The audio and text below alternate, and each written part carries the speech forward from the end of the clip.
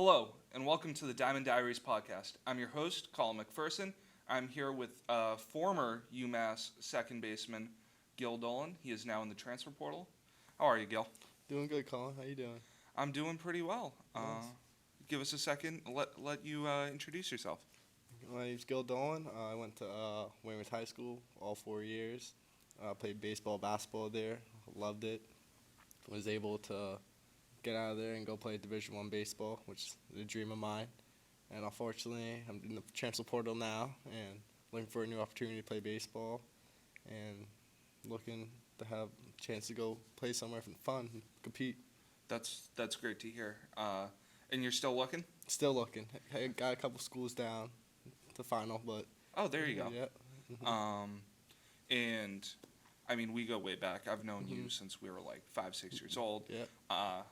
But we never really talked too much about like how much of fans of baseball we are, even though that's something we've always had in common. So I'm really excited to get to do this with you today. Same here. So just how did you fall in love with the game of baseball? I think I fell in love with the game of baseball from my dad, and even being young, working out with him. He loved the sport and made me love it. And doing the South Shore Sea Dogs. Yes. Every South Shore kid was definitely doing those youth camps. Yep. And having Frank Niles and having him around, just like giving joy to baseball as a young kid, and that's what helped me fall in love with the game. 100%. And Frank Niles, former minor league baseball player, he was with the Mets for a brief period of time. So for you, you mentioned that Division I baseball, that was a dream of yours growing up. When did you feel like that became attainable for you? When were you like, I'm actually going to be able to do this? Was it when you got that UMass offer, or was it before? For me, it really clicked for me coming into my junior year.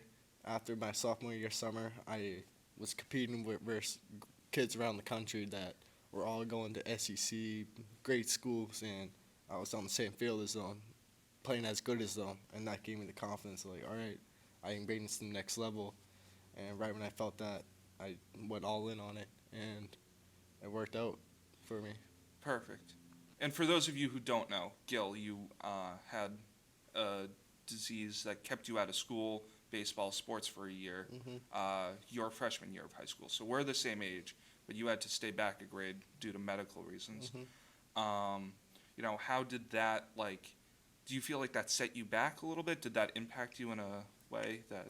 In the moment, I definitely felt like it was a setback, but the setback's always for a major comeback. Yeah. And after I got 7 months later, I was back on the field.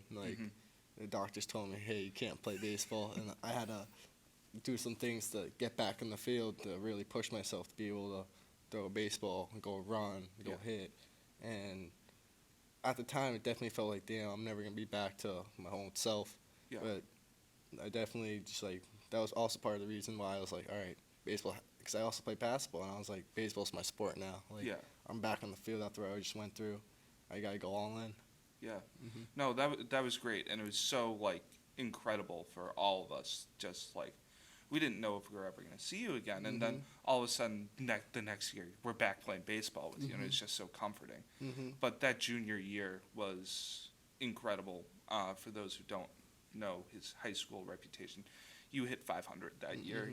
You were pretty good. Yeah, and that was a pretty fun team to be on, and all that stuff. But you were pretty incredible just to be with, and you made Conference All-Star, all this sort of thing. It was really inspiring.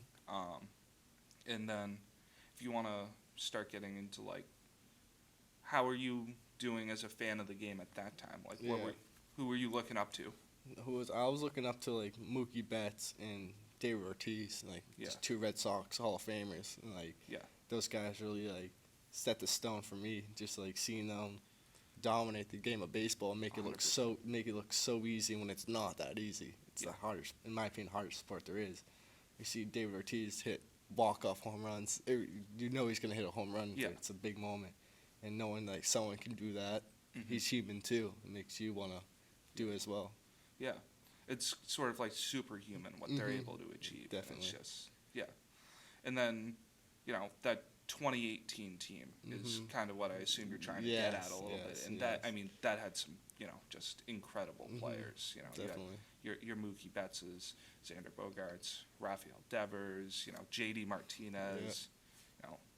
People forget Andrew Benintendi because he's slumping a little bit. But, like, you picked out Andrew Benintendi as one of the players you want to talk about. Can you kind of talk about your relationship with him a little bit? Andrew Benintendi, he's a lefty bat. Yeah. Also a lefty. And I just remember being a kid and just watching him swing the bat, and I was like, that's a nice swing. Like, then he's going on playing left field and making diving plays and being a big aspect to the team, and winning games for them. And that just, like, motivated me to see him go be great. Yeah. And now, when you mentioned you saw him as in his swing, particularly, you mentioned, is that something you incorporate into your own preparation, where you like, I want to take bits and pieces of that swing? Definitely when I was younger, because when I was younger, you definitely want to copy. Like, you want to copy the pros. But as you progress in this game, you got to stick to yourself and what got you to the place you're at today. And, like, no one has the same swing, and that's what I realized. And, like, I definitely developed some, because I used to watch him copy his stance, so his stance is definitely incorporated in mine a little bit, because it doesn't change. My swing hasn't changed in 10 years. Yeah. So, yeah, definitely like that. Well, like you said, it's based off of what got you there, but when copying him is what got you there, I mean, there's bound to be something still left in there. Exactly. And then another lefty, although not hitter, that you singled out, a pitcher on that team is Chris Sale. Yeah. Explain to us, like, I mean, I know what it's like watching him pitch in that 2018 run, but So me being a lefty bat and seeing Chris Sale throw a baseball, I'm just thankful I'm not versing him. Yeah. Because no way I know it's guys coming at 6'8", throwing however tall he is, throwing the ball from sidearm at you. It looks like it's gonna hit you every time. Yeah. But and it's coming in 100 miles per hour, so that's unhittable. Yeah. And seeing some guy be able to do that, and also win a championship for Boston, striking out Machado in the final out for the 2018 World Series is unreal. And that's a core memory of mine. And that Machado piece, that's big in Boston. Yes. For those who maybe aren't Boston sports fans. Exactly. Manny Machado practically ended the career of my favorite player growing up, Dustin Pedroia. And when I watched you play, I would always see a lot of shades of Dustin Pedroia just in how you played and how you cared about the game. Yes. It was very... Your attitude towards the game was sort of a combination of, like, a Pedroia and an Ortiz for me. And then your play style was a little bit like somewhere between a Jackie Bradley Jr. and a Dustin Pedroia with better bat. But, I mean, those are some guys that just, it felt good to get Machado out for that last one. Yeah, it felt good. Definitely. And then, when you're thinking about Machado, though, probably going to be in the Hall of Fame. Another guy who's kind of teetering on that is Bryce Harper, and you picked him out as one of your three. And Bryce Harper was also selected by our previous guest, Joe Pellucci, to talk about. He said he was his favorite player in the game right now. Please talk about that. Bryce Harper, always been one of my favorite players. I remember being a kid and copying his haircut. I got the same Bryce Harper haircut. Yep. And I low-key still have the same haircut today. I just never changed it up. And I remember him just getting a haircut, and I was like, well, I like that. So I got the same haircut because I just wanted to be Bryce Harper. Yeah. And he's just a lefty bat, just destroys baseballs, and a good guy and competitor. He's an ultimate competitor. Yeah. He doesn't like losing. That's something I see in myself, too. Yeah. You definitely don't like losing. But I don't like losing. So that kind of brings us to where we are today. The UMass season, obviously didn't go how you wanted it to go. You're looking for a chance to transfer and compete. But for you and your teammates, what is it like for a college baseball player as a fan of the game? Because you're busy. I have friends who play college baseball, not just you, and they're very busy.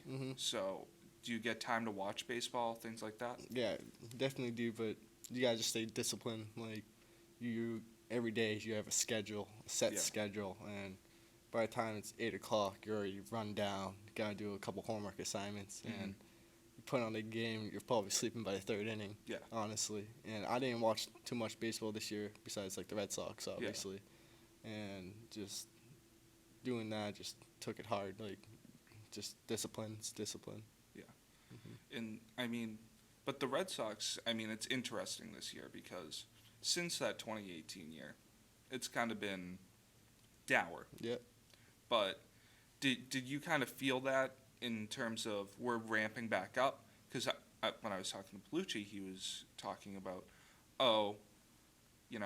we were down, but they kind of built my excitement back up for this year. Did you feel something like that? 100%. When you got a kid a year older than both of us playing in the major leagues, you want to go root for that kid and just go dominate. And he had a little slow start, but he's coming back around. Roman Anthony. Yep. And how you have his buddy Marcelo. Yep.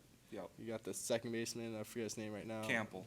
Yep, we got him. Like, young three core. Carlos Narvaez is catching. Yep. Got Narvaez. Dobbins on the mound. Like, you got a strong young core there. And I think, but it was pitched to us, Yep. They're going to be ready, and this year is our year in the playoffs. Yep. And it kind of stings a little bit that that's not the case. And then you go and you trade your best hitter in the lineup. Yeah. And it's just like, then we go on this huge scoring drought where it's like 1 run, 2 run every game. And you're like, come on, we could use a 900 OPS guy. Definitely. But, just not just Red Sox fans on the UMass team, I assume, right? Yeah, definitely. No, we had New York kids, we got Yankees fans, we got National fans, we got Nationals fans. Yeah, Washington. What are their thoughts on Bryce Harper? I didn't even talk to him about it. My roommate was from Maryland, so he was a Nationals fan. Yeah. And I didn't really talk about Bryce Harper, but I know he loved the Nats. Yeah. So. Well, they got speaking of young, exciting cores, they got they have James Wood, Mackenzie Gore, they got their guys, C.J. Abrams. Although outside of that Tatis trade, which they did incredibly, not Tatis, I'm sorry, Soto trade, which they did incredibly on, they don't have much. Yeah. But I mean, you're looking, you're like, they have a good young core. Maybe they get a few pieces eventually, and we'll see how it goes. Yeah. But what else is? You guys watch Yankees Red Sox games together, things like that. Last year when the Yankees were in it. Yeah. We all supported my buddy because he was a big, and I don't want to see LA win because in my opinion, LA's cheaters because they are buying players. Oh, they have too much money. They are buying best players in the league, and seeing my buddy go all in on the Yankees. I don't mind the Yankees because I looked up to Derek Jeter as a kid also as a shortstop. So having Derek Jeter as one of my favorite players growing up and seeing the Yankees win. It's just it doesn't really bother me as much as it might bother some regular Boston fans. Yeah. So rooting for them to beat the Dodgers, my roommates and stuff, was pretty cool. Me personally, I was watching the World Series with Yankees fans, and when that 5th inning happened, I went from our living room to my room, so I could start celebrating. I didn't feel bad celebrating in their face when Aaron Judge was dropping that fly ball, which. I feel like he gets a bad rep for. He is one of the greatest players of all time. Yeah. At this point, he's having one of the greatest seasons of all time. Definitely. For the 5th year in a row. Yeah. So, I mean, I feel bad that's kind of his rep, but, it's nice to see a Yankees team lose when the Red Sox are so down on their luck. That's fair. Now, we got a Mike Trout jersey behind you. He's another guy that's one of our all-time great players, right? Obviously, his career is just riddled with injuries at this point, and it's tough to see. But he was kind of the guy growing up. Definitely. Now it's kind of Judge. Do you have a preference, one or the other? Which guy would you take? Ooh, right now I think the answer's got to be Judge. Right now, yeah. Right now, but in a lot, that's a tough one. I think you gotta go Mike Trout for the childhood. I think so too. I personally would take Trout. I think Judge is really close though. Yes. And if he can finish off this season, I think it's time to have some real conversations. Definitely. But definitely. I like to throw Mookie Betts. Yeah. But, Who doesn't? Yeah. That 2018 season was special. Yeah. But, definitely. Then another team I just wanted to talk to you about because it's the one blip on the radar was the 2021 Boston Red Sox. because we made the ALCS. That was the year that Kike Hernandez went crazy. Like, we were older then. 2018, we were both 13 years old. 13. You might have been 14 at that point, right around the playoffs. Yeah. But we were 13, 14 years old. But now we're 16, 17 years old. We're in high school. We have a real idea of what's going on. We have an idea of how special this team is. Yeah. What does it mean? What did that run mean for you as a fan? You love the underdog story. Yeah. Anybody roots for the underdog, and seeing the Red Sox be the underdog. No, you don't want to see them be the underdog, but it makes it even better to root for the underdog. That's the Red Sox. Yeah. And seeing them go all the way to ALCS when they're not supposed to, and just ride that wave they had going, and just good, awesome to see. Yeah. It shows you like, your team get hot. Anytime they get hot, they can go win a series. 100%. And people forget that team was up 2-1 in that series, you know, and if it wasn't for a questionable missed call, you know, maybe they would have been up 3-1, and that Astros team won the championship. Who knows? Maybe they go on, they win it.